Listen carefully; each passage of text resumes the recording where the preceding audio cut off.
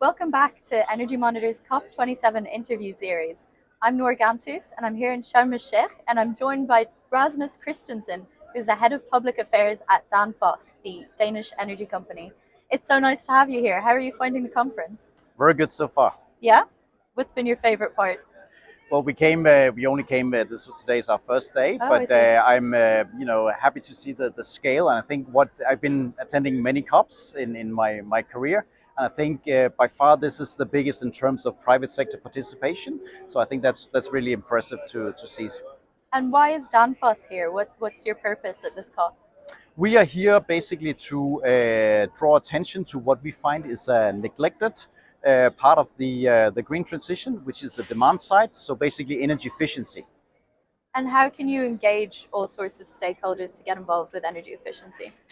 Well, we have today actually published a small white paper here, who is trying to draw attention to this aspect.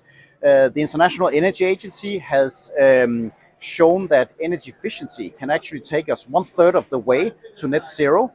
So it's super important that we don't forget this, although of course the buildup of renewables and many other things are also very important in the green transition, but energy efficiency should not be neglected, because the solutions are readily available. They're often very cheap with short payback times, and it's something we can do right now. And how is Danfoss going to ramp up their energy efficiency targets moving away from the COP? We have ambitious targets for ourselves. We plan to decarbonize our entire production and all our facilities worldwide before 2030, but many other companies could do the same thing. And then, of course, Danfoss, as a company, we supply energy efficiency solutions to be used in buildings, in transport, in any other kind of infrastructure. And does Danfoss get involved with any projects that support less economically developed countries with this ambition? Yes, so we are doing a lot of things across the world. We are, for example, engaged in a project to help unlock finance for energy efficiency projects in Southeast Asia, specifically in Indonesia.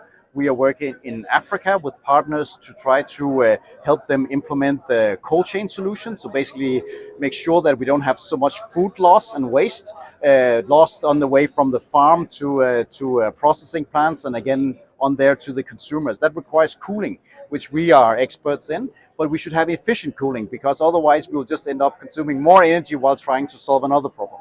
And what would you say the key is to unlocking global finance for these projects?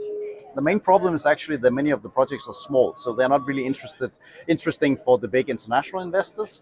But if you bundle them, and if you make also local banks and financial institutions more aware of the opportunities here, we can unlock a huge potential. Well, thank you very much, Rasmus. It's been a pleasure, and stay tuned for more.